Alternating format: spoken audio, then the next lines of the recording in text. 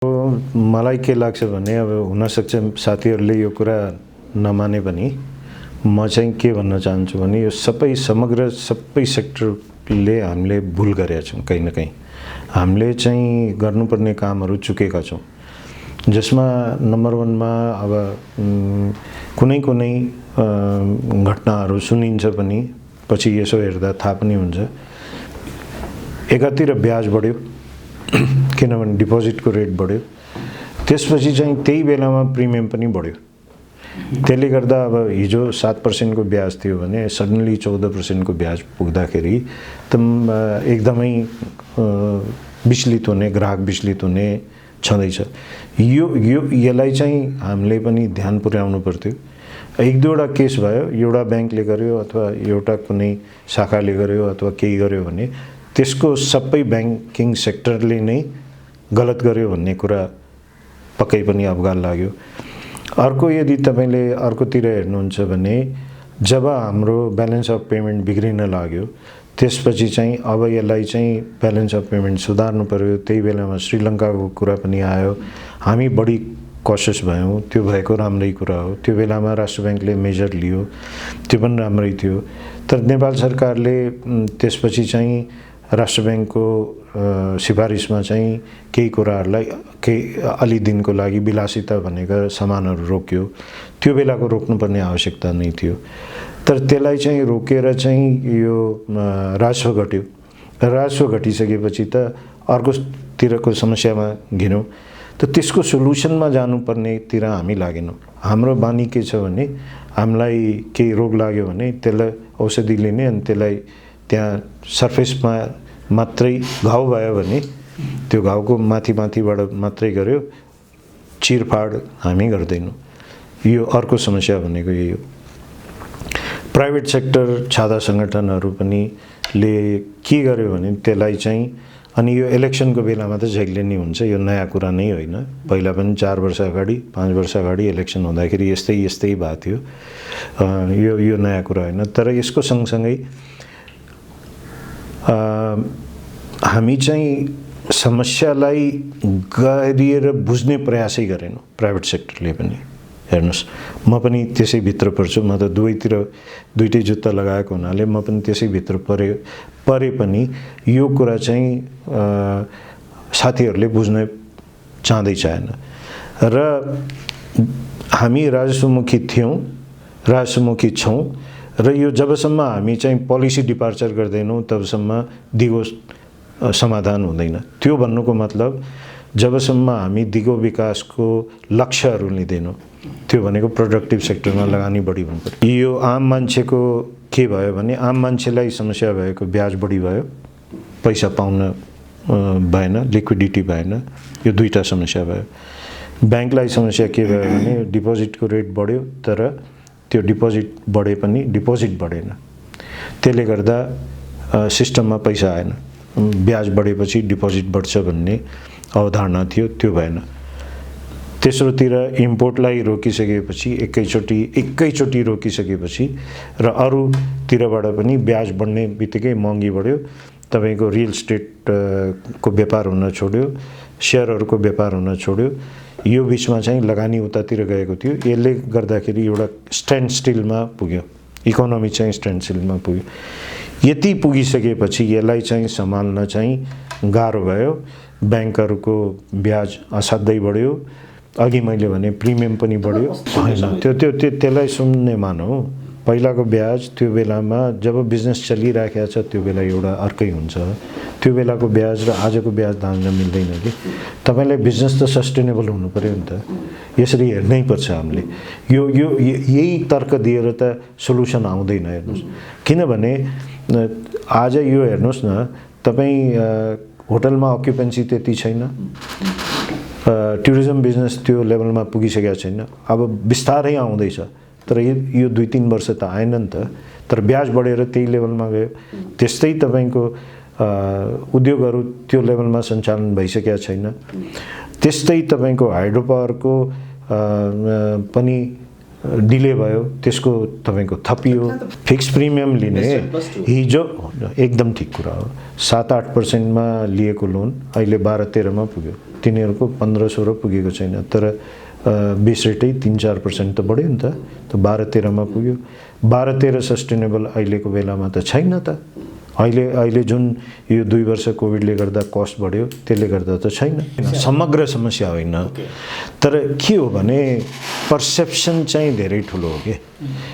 तपाईले अहिले मलाई सोध्नु भएको क्वेसन पब्लिकको पर्सेप्सन किन बिग्रियो, ब्याङ्कप्रति आक्रोश किन भयो भन्ने कुरा, यो सबै कुरा यसैमा जोडेर खनियो के। मैले यसको व्याख्या मात्रै गरे हो, तर पर्सेप्सन चाहिँ क्लियर गर्नको लागि अबको सोलुसन चाहिँ ब्याज घटाउनुपर्छ, नघटाइकन हुँदैन। यो महँगीलाई कन्ट्रोल गर्नको लागि र आयातलाई निरुत्साहित अथवा घटाउनको लागि चाहिँ जुन गरिएको हो, यो कुरा चाहिँ झन प्रोडक्टिभ सेक्टरमाथि बढी यसले चाहिँ प्रहार गर्यो, भार भयो भन्ने कुरा मैले राख्न खोजेँ। यो त हेर्नुहोस्, अब चाहिँ कोही मान्छेले आफ्नो अरू सबैलाई उचालेर कालोमुसो दलै बनाएर त्यो चाहिँ यसरी चाहिँ उचाल्दाखेरि हामी सबै चुप लागेर बस्यौँ। कहीँ न कहीँ हामीले त्यो बेलामा भुल गऱ्यौँ, एउटाले के हुन्छ भन्ने कुरा भयो। तर बिस्तारै त्यसले गर्दाखेरि मान्छेहरूको चाहिँ एस्पिरेसन त बढ्यो नि त त्यसले गर्दा अहिले हातपात पनि हुन थाल्यो। यो त अराजकताको स्थिति हो। हेर्नुहोस्, यो त देशको कानुन को बाहेकको कुरा भयो। यो सम्पत्ति चाहिँ ब्याङ्कहरूको सबहरूको मात्रै होइन नि त, बिल्कुलै पाउँदैन। त्यो कहाँबाट पाउनु? ऋण लिएपछि तिर्नुपर्छ र ब्याज पनि तिर्नुपर्छ। यसमा त भिमतै भएन नि। यो पैसा त आखिर सबको मात्रै होइन नि त, यो त डिपोजिटरको पनि हो, इन्भेस्टरको पनि हो, आम जनताको पैसा हो। यसमा खेलवाड गर्न मिलेन, यसमा त भिमतै छैन। तर यो के हो भने ऋण लिएर चाहिँ क्षमता छैन भने, जेन्युइनली क्षमता नहुने मान्छेलाई त राष्ट्र ब्याङ्कले पनि साना, खास गरिकन सानाको हकमा चाहिँ सघाउने र अलिकति डिले पनि नगरेको होइन नि त। कोभिडमा पनि गरेको, यो अहिले पनि नगर्ने भनेको त छैन। तिर्न सक्ने क्यापेसिटी भएका मान्छेहरूले मिसयुज गरेको चाहिँ झन् भएन कि। यसैले त मैले सुरुमा भनेको कुरा यही सोचेर, यसैको लागि मैले भनेको कि हामीले चाहिँ सबभन्दा पहिले अरूलाई गाली गर्नुभन्दा पहिले आफूलाई खेलाएर हेर्नु पर्यो, हाम्रो आत्मसात गर्नु पर्यो कि हामीले चाहिँ गरेको कुरा ठिक हो कि होइन, हामीले कहाँ चुक गरेका छौँ, ठिक गर्दा गर्दै पनि चुक कहाँनिर भएको छ त होइन। मैले प्रष्टै बोलेको छु, हामीले गरेको गल्ती त्यो प्रिमियम बढाइदिनु एउटा सबभन्दा ठुलो गल्ती हो, जसले गर्यो अहिले फर्काएर दियो तर चोर त साबित भयो नि त, हो कि होइन। यो कुरा त हो नि त, लिनै हुने थिएन होइन। अब कुनै एक दुईवटा गल्ती त कसैसँग पनि हुनसक्छ, त्यो एउटा, तर नियतवश लिएको त गलत हो नि त, त्यसमा भिमतै छैन। एउटा रिजन यो भयो, हेर्नुहोस् ब्याङ्कको रिजन। अर्को के हो भने जुन बिजनेसले जति धान्न सक्दैन त्यसलाई चाहिँ त्यति लोन पनि दिनु हुँदैन। यो पनि हेर्नुपर्छ। पवन गोल्यानको अनुहार मन पर्यो, फेस ल्यान्डिङ अहिले पनि गर्ने हो भने यति कागज र यति सबै किन चाहियो त? मैले लेप्चे लगाइदियो भने जति पनि पैसा दिने, मैले दिएको पैसा चाहिँ त्यो यो वर्किङ क्यापिटल लोनको कुरा गर्दैछु म। हेर्नुहोस्, यो किन आयो भने, यो राष्ट्र ब्याङ्कले आउन किन बाध्य भयो या आइएमएफले किन जोर गर्यो यसको लागि यो कुरा गर्दैछु। यो कुरा बुझ्नुपर्ने जरुरी छ कि कहीँ न कहीँ लिने मान्छेले कति लियो, के लियो त्यसमा नजाऊ। सबभन्दा पहिले त दिने मान्छेको गल्ती हो नि। पैसा त हामीले यदि लस फन्डिङ गर्नको लागि दिने हो भने लस फन्डिङ नै गर्नको लागि दिएको भनेर दिँदाखेरि मिल्छ, व्यवसायमा लस हुँदैन भन्ने होइन। तर तपाईँ जुन व्यवसाय गरिराख्नु भएको छ त्यसबाहेक अरूतिर लगानी गर्नको लागि त तपाईँलाई दिएको होइन नि त पैसा।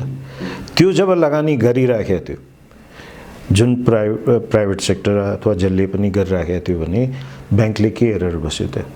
यसमा चाहिँ राष्ट्र ब्याङ्कले पनि को क्यापेसिटी पुगेन भन्न मिल्छ, तर हेर्नु त पर्थ्यो नि त। आज एकैचोटि ढ्याप्पै कसदाखेरि अर्को समस्या आयो। यो भनेको यसले ठुलो, यहाँनिर हामी सबै चुक भएको छ, सबैको चुक भएको छ। लिने मान्छेले त चुक गर्यो, त्यो उसको गल्ती हो। त्यसको अब के भयो भने मैले 1 बाट 2, 2 बाट 4, 4 बाट 8 व्यवसाय गरेँ तर मेरो क्यापेसिटी त्यति छैन, ब्याङ्कले सजिलै लोन दियो, मैले बढाएँ। अब समस्या आयो, एकैचोटि समस्या आयो, अब म 8 वटामा कुनैमा पनि दिन सक्दैन। मेरो जुन एउटा राम्रो बिजनेस चलिरहेको थियो त्यसमा पनि मैले ओभरबर्डन गराइदिएँ। त्यसबाट मैले सेयरमा लगानी गरिदिएँ, जग्गामा लगानी गरिदिएँ। त्यो पैसा अब अहिले यो ब्याज बढेर समस्यामा गयो हैन। व्यवसायीहरूले पनि यही गल्ती गर्यो कि मैले आफ्नो क्यापेसिटी भन्दा बढी व्यवसाय गरेँ हैन। सानादेखि ठुलाले यही मिस्टेक गरेको छ। हेर्नुहोस्, होइन इन्टेन्सन होइन यो। हेर्नुहोस्, आफ्नो गल्ती मान्नको लागि यो धेरै ठुलो मुटु चाहिन्छ कि। म त यस्तै भन्छु, जहिले पनि मेरो कर्मचारीको अगाडि पनि यदि मैले गल्ती गरेको छ या मेरो कुरा गलत छ भने सबभन्दा पहिले सरी म भन्छु। त्यसैले सेल्फ रियलाइजेसन गर्नैपर्छ। हेर्नुहोस्, यो म त ब्याङ्क वित्तीय संस्था परिसङ्घको अध्यक्ष छु अहिलेको बेलामा, तर खुलेर कुरा गर्न र सेल्फ रियलाइजेसन गर्नुमा कुनै गलत होइन, यसमा कुनै पनि गल्ती होइन। हामीले यो भन्नु कि हामी मात्रै राइट छौँ अरू सबै रङ छ भन्ने कुरा गलत हो कि। म यसमा विश्वास गर्दिनँ। अरूले के गर्छ गर्दैन त्यो आफ्नो ठाउँमा छ, तर अल्टिमेटली अहिलेको हेर्नुहोस्, अब अहिले गल्ती मात्रै केलाएर केही हुँदैन। मेरो भनाइ त्योभन्दा पनि अगाडि छ होइन। समीक्षा त गल्तीबाट सुरु भइसक्यो। त्यसको सेल्फ रियलाइजेसन गरिसकेपछि अब त्यसको सोल्युसन हामी सबै मिलेर जानु पर्यो। एकअर्कालाई गाली गरेर चाहिँ सोल्युसन आउँदैन। यो कुरा तपाईँले भन्नुभयो, यसको एउटा म क्रस क्वेसन गर्छु है तपाईँलाई। एनएमबीले त्यस्तो गरेको छ लाग्छ? म आफै चेयरम्यान भएको हुनाले मैले एनएमबीको नाउँ लिएँ, अरू कुनै ब्याङ्कको नाउँ लिएको होइन। त्यसको कारण छ यो के हो भने यो त सेल्फ गभर्नेन्सको कुरा हो। यो चाहिँ एउटा ब्याङ्क वित्तीय संस्था भनेको यो चाहिँ देशको आर्थिक मेरुदण्ड हो। हेर्नुहोस्, यसमा चाहिँ पैसा कमाउनको लागि अरू व्यापार गरे भइहाल्यो नि, जति पनि पैसा कमायो हुन्छ त्यहाँ। तर यहाँ गर्दाखेरि एउटाले स्पाइरल इफेक्ट ल्याएर सबैतिर जान्छ भन्ने कुरा त हामीले बुझेर लगानी गरे हो नि त। त्यो बेलामा जब लगानी गर्यो त्यो बेलामा रिटर्न धेरै बढी थियो, तर एक किसिमको रिटर्न त हुनु पर्यो नि त। त्यो त गलत पनि होइन। टार्गेट त कहीँ न कहीँ दिनु नै पर्यो, यो टार्गेट दिएको गलत होइन। तर इम्पोसिबल टार्गेट दिने भन्ने आजको दिनमा त्यो प्राय ब्याङ्कहरू छैन कि। अब एनएमबीको त मैले एउटा इक्जाम्पल आफूले भएको हुनाले दिएँ, तर एनएमबी मात्रै होइन, त्यस्ता ब्याङ्कहरू धेरै भइसक्यो अहिले। हामी बरु अहिलेको बेलामा मैले यो बोल्दाखेरि कन्ट्रोभर्सी होला, तर तै पनि बोल्नुपर्ने आवश्यक देखेर बोल्दैछु कि हामीले भन्छौँ कि अहिलेको बेलामा चाहिँ प्रफिटमा होइन अनिकालमा बिउ जोगाउँ भन्ने कुरा हामी भनिरहेका छौँ, तर चाहिँ आफ्नो म्यानेजमेन्टले त्यसलाई फलो गरिसकेका छैन। अहिले ब्याज घटाइदियो भने अहिले यो भएकै कुराको मैले तपाईँलाई अलिकति कुरा भने, अहिले ब्याज घटायो भने हामीले चाहिँ यो स्प्रेड दर बढी हुन्छ, स्प्रेड दर बढी भयो भने हामीले छोड्नुपर्छ भन्ने कुरा पनि आयो के। यो यसले गर्दाखेरि तर एनपिए बढ्यो भने कति ठुलो नोक्सान हुन्छ। हाम्रो बिउमा नै नोक्सान हुन्छ, हाम्रो मेन पुँजीमा नै नोक्सान हुन जान्छ कि जाँदैन? ल भन्नुहोस्, पुँजी ह्रास भयो कि भएन? हिजोको गल्तीको सजाय होइन यो हिजोको गल्तीको सजाय त बिस्तारै त्यसको त बिस्तारै सोल्युसन पनि गर्दै जाने हो। त्यसबाट त्यो अहिले कुनै त्यसबाट डुब्ने होइन, तपाईँले त्यसबाट डुब्ने होइन। यो होइन, तपाईँले मेरो कुरा सुन्नुहोस्। यो के हो भने अहिलेको प्रब्लम भनेको के हो भने यदि इकोनोमीलाई चलायमान बनाउनु पर्यो, त्यसको लागि दुईटा आवश्यक छ। के हो भने पर्सेप्सन चेन्ज गर्नु पर्यो। यो र सबभन्दा पहिले तपाईँको रियल स्टेटमा अलिकति भए पनि बेच हुनको लागि चाहिँ वातावरण सृजना गर्नु पर्यो। सेयर मार्केट अलिकति चलायमान बनाउनु पर्यो। त्यसमा चाहिँ मान्छेले लगानी गर्नको लागि फर्केर ल्याउनु पर्यो। हेर्नुहोस्, यो कुरा त हामीलाई मैले यतिसम्म भनिराख्नु पर्दैन, तर जब भाउ बढ्ने बेलामा कोही बेच्न आउँछ, बेच्ने मान्छे नै हुँदैन। सेयर मार्केटमा पनि त्यही हो, उल्टो सर्किट लाग्छ होइन। र तपाईको रियल स्टेट मार्केटमा पनि त्यही हो, जग्गाको किन बेच त हुन्छ, तर त्यो एकदमै कम हुन्छ। एकदमै प्राइस बढ्न थाल्यो भने बेच्ने मान्छे किन्नतिर लाग्छ त्यो बेलामा होइन। त्यस्तै अहिले किन्ने मान्छे पनि बेच्नेतिर लागेको छ डरले। कि यो अझै तल जान्छ भन्ने हल्लाको भरमा, पर्सेप्सनको भरमा त मान्छेले होल्ड गर्न नसकेर स्वाट्टै माथिबाट एकैचोटि तल आउँछ भन्ने कुरा हो। यसैले गर्दाखेरि अहिलेको आवश्यकता के छ भने एकातिर ब्याज घटेर पर्सेप्सन ठिक पार्नु पर्यो। ब्याज जब घट्ने भन्ने न्युज आउँछ त्यसको भोलिपल्ट हेर्नुहोस् त सेयर मार्केट किन माथि जान्छ। तपाईँ याद गरेर हेर्नुहोस्, तपाईँ अलिकति भए पनि चलायमान चाहिँ रियल इस्टेट सेक्टर किन हुन्छ, रियलिटीमा काम गर्नु पर्यो र 2 खर्ब पैसा सिस्टममा पम्पिङ गर्नु पर्यो। अहिले राष्ट्र ब्याङ्कले गभर्मेन्टले चाहिँ जुन मेकानिजमबाट त्यसलाई गर्ने भनेको प्रोडक्टिभ सेक्टरमा लोन दिने वातावरण बनाइदिनु पर्यो। ब्याङ्कले, राष्ट्र ब्याङ्कले अथवा नेपाल सरकारले गर्नु पर्दैन। 3.5 खर्ब पैसा अहिले छ ब्याङ्कहरूसँग, लोन दिन सक्ने फन्ड 3.5 खर्ब छ। तर अहिले ब्याङ्कहरूले लोन नदिएको डर पस्यो, हरेक मान्छे जसलाई दिनुपर्ने छ त्यो डर पस्यो। र अर्को कुरा के को डर पनि पस्यो भने, अर्को कुरा के भयो भने अहिले जुन वर्किङ क्यापिटलको लोनको गाइडलाइन आएको छ त्यसलाई अक्षरज 95% केसेसमा त्यो पालन भएको छैन।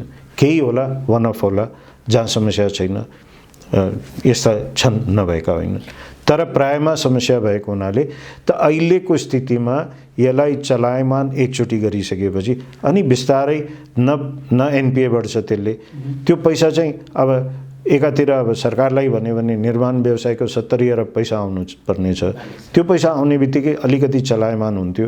त्यस्तै यदि रियल इस्टेटको अलिअलि काम हुन थाल्यो भने आखिर त्यो पैसा त ब्याङ्कमै जाने हो, ब्याङ्कबाट बाहिरिने होइन। एकचोटि दिने हो त्यसपछि फर्केर ब्याङ्कमै जाने हो। त्यो तपाईँ कुनै गुडी राखेको गाडीलाई धक्का दिनु पर्यो भने बिस्तारै दिनुभयो भने अगाडि बढिहाल्छ, तर अहिले रोकिसक्यो, त्यो खिया लागिसक्यो,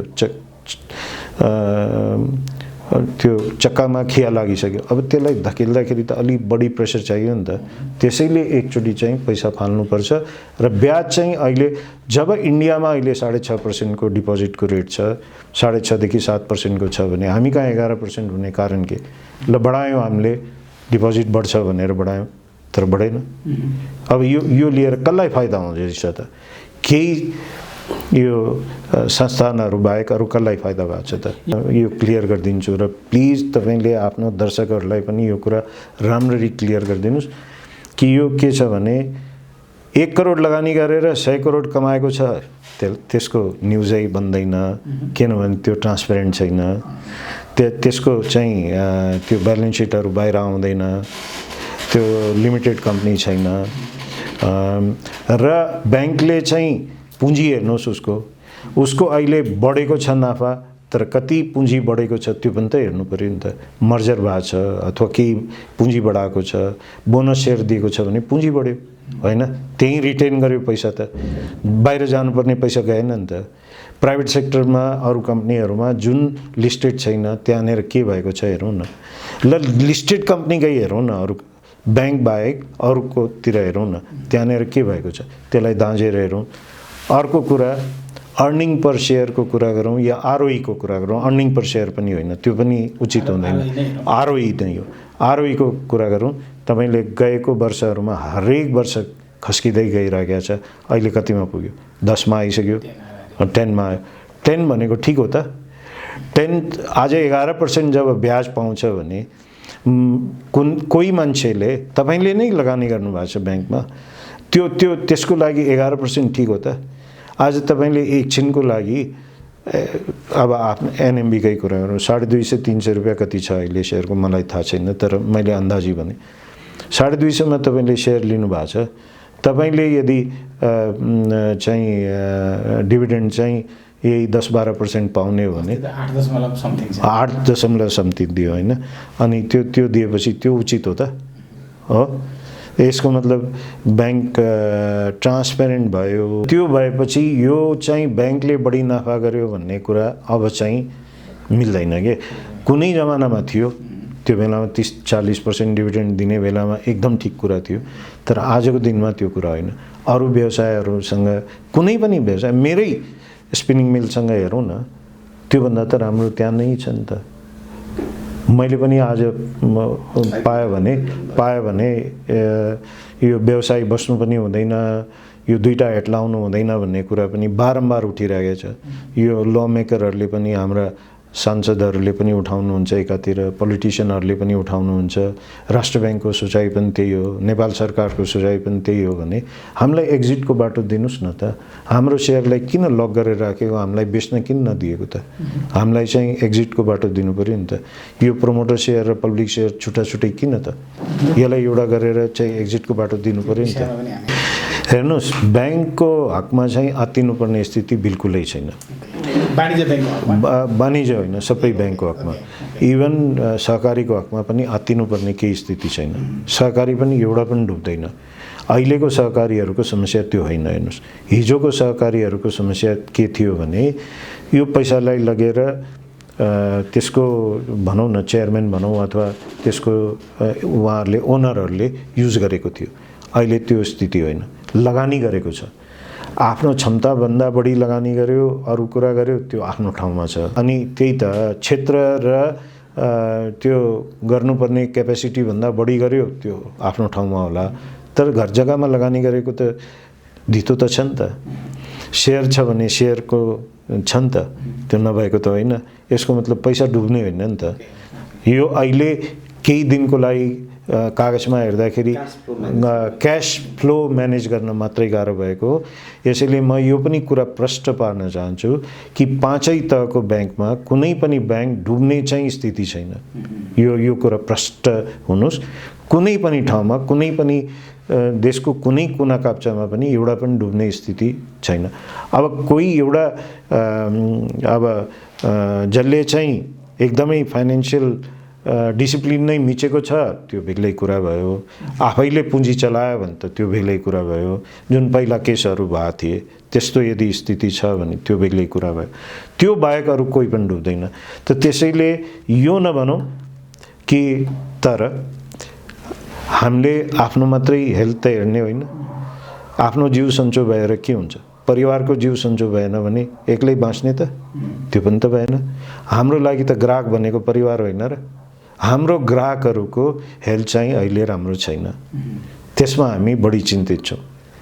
यसैले मैले सुरुवातै त्यहाँबाट गरेँ कि ग्राहकको लागि के राहत दिनु पर्यो, के सोल्युसन ल्याउनु पर्यो। अहिले त्यसमा जे गर्नुपर्छ त्यो गर्नु पर्यो। त्यही कुरा गर्नको लागि हामी गभर्नर साहबसँग गएको पनि त्यही हो। अब अर्थमन्त्रीज्यूलाई भेटेर पनि त्यही कुरा गर्ने हो, प्रधानमन्त्रीज्यूलाई भेटेर पनि त्यही कुरा गर्ने हो। किनभने अर्थमन्त्रीज्यू भर्खरै आउनुभयो, हामी वेट गरिरहेका थियौँ। अब अर्थतन्त्र बुझ्ने पढेका मान्छे, विद्वान मान्छे आउनु भएको छ, उहाँले पक्कै पनि बुझ्नुहुन्छ। उहाँबाट आश गरौँ कि अब यो अहिले जुन समस्या छ त्यसको समग्र समाधानमा जानुपर्छ। हामी चाहिँ एउटा अहिलेको फेरि फायर फाइटिङमा मात्रै गएर अहिलेको समाधान गऱ्यो भने दिगो समाधान हुँदैन। एकदम सिम्पल छ। म 1 2 3 4 5 गरेर भनिदिन्छु। 1 नम्बरमा ब्याज तुरुन्तै घट्नु पर्यो। यसको तुरुन्तै हुनु पर्यो। यसमा आजको भोलि पनि होइन, हिजो नै हुनुपर्ने कुरा थियो, यो ढिलो भइसक्यो, यो घट्नु पर्यो। 2 खर्ब पैसा सिस्टममा जानु पर्यो। त्यसको लागि क्यापिटल एडिक्वेसी चलाउनु पर्यो। प्रोडक्टिभ सेक्टरमा जानु पर्यो पैसा। प्रोडक्टिभ सेक्टरबाट आफै चारैतिर छरिन्छ। त्यसपछि अब फेरि त्यो इम्पोर्ट बेसमा लगानी गर्ने। यो भयो भने अब गभर्नर साहबको भनौँ या राष्ट्र ब्याङ्कको चिन्ताको विषय के हो भने फेरि पनि ब्यालेन्स अफ पेमेन्टमा समस्या आउँछ, फेरि इम्पोर्ट बढ्छ। अहिले जुन हिसाबले एलसीहरू खुलेको छ होइन हो। 3 नम्बरमा के हो भने त्यसैले विलासिताका सामान र हामी जुन नेपालमा उत्पादन गर्न सक्छौँ, जसमध्ये गभर्नर साहबले पनि यो बारम्बार भनिराख्नु भएको छ, सबैले भनेको छौँ, कृषिको उत्पादन हामी नेपालभित्र गर्न सक्छौँ। 4 खर्बको इम्पोर्ट भइसक्यो। 3 महिनामा तरकारीमा हामी चाहिँ धेरै कुरा गर्न सक्छौँ, फलफुलमा गर्न सक्छौँ, खाद्यान्नमा 1 वर्षभित्रमा फलफुल पनि धेरै किसिमको गर्न सक्छौँ। यिनीहरूमा चाहिँ लगानी पनि गर्नु पर्यो। र अर्को कुरा चाहिँ ट्यारिफ नन ट्यारिफ ब्यारियर पनि लगाउनु पर्यो। विलासिताको सामान अलि महँगो बनाइदिएर केही पनि फरक पर्दैन। जसले 1 करोडको गाडी किन्छ या 2 करोडको गाडी किन्छ भने 2.25 2.50मा पनि किन्न सक्छ। त्यसले त आम जनतालाई फरक पर्ने होइन नि त। मोबाइल 2 लाखको किन्छ भने 2,25,000मा किन्छ, त्यसमा पनि त आम जनतालाई फरक पर्ने होइन नि। 2,25,000 पुग्नु हुँदैन मोबाइलको भन्न चाहिँ कसैले भन्छ भने त्यो गलत कुरा। त्यो चाहिँ त्यो बढी जरुरी हो कि अरू कुरा बढी जरुरी छ भन्ने कुरा चाहिँ केलाउनुपर्छ। र अरू जुन इन्डस्ट्री नेपालमा हुन सक्छ, जुन गरिराखेको छ, जसले अझ राम्रो गर्न सक्छ, एक्जाम्पलको लागि मैले जुत्ता भने, गार्मेन्ट भने, त्यस्तालाई ट्यारिफ नन ट्यारिफ ब्यारियर लगाएर त्यसलाई चाहिँ अहिले अब एकदमै बढी अन्डर इन्भोइस भएर आइराखेको स्थितिलाई रोक्नु पर्यो। त्यो रोकिसकेपछि त्यहाँबाट चाहिँ अटोमेटिकली नेपालमा उत्पादन बढ्छ। यो सस्टेनेबल ग्रोथको लागि हो। अर्को कुरा हाइड्रो पावर 4.5 वर्षदेखि पिपिए भएको छैन।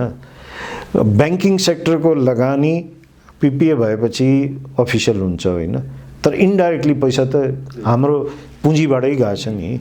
पैसा बाहिरियो, यो भयो त्यो भयो, कति पैसा लागेको छ? खरब हिसाब गरेर हेर्दाखेरि 2 खरब जति पैसा लागिसकेको छ। त्यो किनभने लाइसेन्स लियो, यो गर्यो, त्यो गर्यो, जग्गा किन्यो, रोड बनायो, इन्फ्रास्ट्रक्चर बनायो, पिपीको लागि कुरेर बसेको छ। त्यसमा त पैसा त लगानी भइसक्यो, देशको पैसा लगानी भएको छ। यो इन्डिभिजुअलको कुरा नगरौँ है। त त्यो पिपिए हुनु पर्यो। अब अहिले पनि 1500 को मात्रै हुने भन्ने कुरा छ। यो 5000 भन्दा बढी छ। इन्डिया किन्न तयार छ, त्यसलाई हामी खोल्दैनौँ। त्यसमा चाहिँ हामी यस्तै गर्छौँ। यो बिटिबीमा खोल्नु परेन त? अब खोलेर चाहिँ यसलाई गर्यो भने त हामी चाहिँ दिगो फड्को मार्न सक्छौँ नि त। यो भयो। टुरिज्ममा अहिलेको समस्या भनेको चाहिँ अलिकति कानुनहरू नमिलेर, इन्फ्रास्ट्रक्चरहरू नमिलेर, जहाँ हाम्रो छ त्यसलाई थ्रस्ट गरेर त्यसमाथि पो ध्यान दिनु पर्यो। हामीलाई एजुकेसन हब बनाउनु पर्यो नेपालमा। ब्याज दर त अब यो हामीले यति डिस्कस गऱ्यौँ, त्यसैबाट बुझ्नुहोस् न। आज हामीले ब्याज दर बढायौँ, डिपोजिटको ब्याज दर, त्यसले के फाइदा भयो? कसलाई फाइदा भयो? के कन्जम्सन रोक्नको लागि त मैले भने नि, त्यसको लागि चाहिँ ड्युटी बढाउनु पर्यो, कस्टम ड्युटी बढाउनु पर्यो, इम्पोर्टको कन्जम्सन रोक्नको लागि ड्युटी बढाउनु पर्यो, नेपालको उत्पादन त झन् बढाउनु पर्यो नि त। त्यही त कुरा भने मैले, तपाईँले बुझ्नु भएन। मैले कृषिको उत्पादन नेपालमा बढाउनु पर्यो, इम्पोर्टलाई निरुत्साहित गर्नु पर्यो। तपाईँको विलासिताको सामान किन्नु छ, राजस्व पनि घट्नु भएन, त्यो पनि हेर्नु पर्यो। त्यसलाई बन्द गरेर सोल्युसन होइन। त्यसमा ड्युटी बढाएर जसले किन्न सक्छ त्यसलाई किन्न दिउँ। त्यसले चाहिँ राजस्व पनि आयो, कन्ट्रीको राजस्व त आउनु पर्यो। साधारण खर्चको लागि हामीले आइएमएफ, वर्ल्ड ब्याङ्कबाट बोरो गरेर चलाउँछु कन्ट्री भन्ने ठिक हो त? यो त भएन नि त। हामी विकासको खर्चको कुरै गर्न बन्द गरिदियौँ। अब साधारण खर्चको लागि पैसा छैन भने के को विकास खर्च गर्ने भन्ने कुराको लागि तपाईँले यो कुरा बुझ्नु पर्यो कि जबसम्म हामीले चाहिँ आफ्नो देशभित्र चाहिँ उत्पादन बढाउँदैनौँ, कुनै सोल्युसन हुँदैन। त्यसको लागि नै ओभरनाइट बढ्दैन। तर जुन 3 महिनामा हुनसक्छ, 6 महिनामा हुनसक्छ। आज तपाईँको प्रोडक्सन क्यापेसिटी छ, त्यो चल्न सकेको छैन, त्यसलाई त 3 महिनाभित्रमा चलाउन सकिन्छ नि। जुत्तामा आत्मनिर्भर भइसक्यौँ भन्छौँ, तर त्यो क्यापेसिटी चलेको छैन। हाइड्रो पावरमा अहिले लगानी जति गरे पनि हामी गर्न सक्छौँ। अहिले नै लाइसेन्स दियो भने, अहिले पिपिए गरिदियो भने हुनसक्छ। होइन भने B2Bमा खोलिदेऊ न पिपिए। विदेशी कम्पनीसँग पिपिए गरोस्, त्यसले पैसा ल्याओस् अथवा ब्याङ्क ग्यारेन्टी ल्याओस्, यहाँको ब्याङ्कसँग बरो गरोस्, विलिङ गरेर पठाइदिउँ। त त्यो भनेको। तर तपाईँको पहिलो क्वेसनको आन्सर, ब्याज घट्नुको त यो इन्टरभेन्सन गरेर बढेको ब्याज हो। हेर्नुहोस्, बढाइएको ब्याज हो। यो मार्केट ड्रिभन होइन। यो मार्केट ड्रिभन भएको भए त मार्केट ड्रिभन हुनुपर्छ। हामी यो दुईटा नाउँमा उभिनु भएन कि। कहिले हामी भन्छौँ हामी चाहिँ ओपन मार्केट हो, हामीले यो गर्नु हुँदैन। जब हामीलाई कन्भिनियन्ट हुन्छ, जुन बेला हामीलाई कन्भिनियन्ट हुन्छ हामी भन्छौँ कि होइन हामी जस्तो इकोनोमीले त कन्ट्रोल गरेन भने त हामी पनि श्रीलङ्का भन्छौँ भन्ने कुरा गर्छौँ। दुवैतिरको गर्नु हुँदैन। या त बजारलाई पुरा खुल्ला छोडिदिनु पर्यो, त्यसपछि इन्टरभेन गर्नै हुँदैन। तर एक लेभलमा मेरो सोचाइ के हो भने, एक लेभलमा पुगेपछि इन्टरभेन गर्नै पर्छ। नियमन त चाहियो नि। नियमन आफ्नो ठाउँमा छ, इन्टरभेन गर्नुपर्छ। इन्टरभेन नै चाहियो। अहिलेको बेलामा यो एकदम इमर्जेन्सी हो, डायर स्टेट इमर्जेन्सी हो, फाइनेन्सियल इमर्जेन्सी भन्छु म यसलाई। किनभने ब्याङ्क वित्तीय संस्थाहरूको ग्राहकहरू यदि छैन, प्राइभेट सेक्टर यति समस्यामा छ भने त्यो कन्ट्रीले ग्रोथ गर्न सक्दैन। यो कुरा बुझ्नु पर्यो। त्यसको लागि जुन कुरा चाहिन्छ त्यो फर्स्ट थिङ फर्स्ट भन्छु के। अब डायलग गर्नको लागि तपाईँ आर्ग्युमेन्ट गर्नको लागि जतिसुकै गर्नुहोस्, तर बटम लाइन के हो भने पर्सेप्सन चेन्ज गर्नु पर्यो। अब के भन्छ भने हाम्रो ब्याङ्करहरूले पनि के भन्नुहुन्छ भने ब्याङ्कका साथीहरूले सिओ साहबहरूले कि ब्याज मात्रै त रिजन होइन नि त, अरू पनि रिजन छ नि, सही हो, तर एउटा रिजन त हो नि ब्याज। त्यसलाई चाहिँ हामीले जसलाई ठिक गर्न सक्छौँ, जुन हाम्रो हातमा छ त्यो त गरौँ। युक्रेन वार हाम्रो हातमा छैन, कोभिड हाम्रो हातमा थिएन, तर जुन हामी ठिक गर्न सक्छौँ इन्टरनली त्यसलाई त गरौँ न। त्यो गरिसकेपछि हामीले ड्यामेजलाई कतिको रिपेयर गर्न सक्छौँ त्यतातिर जानु पर्यो नि। अब हेर्नुहोस्, अब होइन, घर जग्गा र सेयर मार्केटमा ब्याङ्कहरूले अब थप लगानी गर्ने नै होइन, मैले त्यो भनेकै छैन, तर आज कुनै पनि होटलले आफ्नो किस्ता तिर्न सक्दैन, कुनै पनि ठुला इन्डस्ट्री जसले चाहिँ लोन लिएको छ त्यसले आफ्नो किस्ता तिर्न सक्दैन, ब्याजै तिर्न सक्दैन। त्यस्तै तपाईँको हाइड्रो पावर जसले हिजो लिएको थियो आज उसले ब्याज पनि तिर्न सक्दैन। त्यो किनभने ब्याज एकैचोटि यति बढिसकेपछि यो तिर्न सकिरहेको छैन। ब्याज घट्यो भने न अरू लगानी गर्छ, अरूतिर जान्छ, होइन भने ब्याङ्कहरूको अहिले 3.5 खर्ब भयो, यो 5 खर्ब हुन्छ, 6 खर्ब हुन्छ। रेमिटेन्स अहिले अलिकति बढेको छ, त्यो पोजिटिभ साइन हो। त्यसलाई पैसालाई त प्रोडक्टिभ सेक्टरमा हाल्नु पर्यो नि त प्रोडक्टिभ सेक्टरमा हालेन भने के हुन्छ पैसाको? अल्टिमेटली लिक्विडिटीको कुरा गरिरहेका छौँ। लिक्विडिटी भएर पनि, लिक्विड भएर पनि यदि हामी प्रोडक्टिभ सेक्टरमा पैसा हालेनौँ भने हामीसँग के उपाय हुन्छ?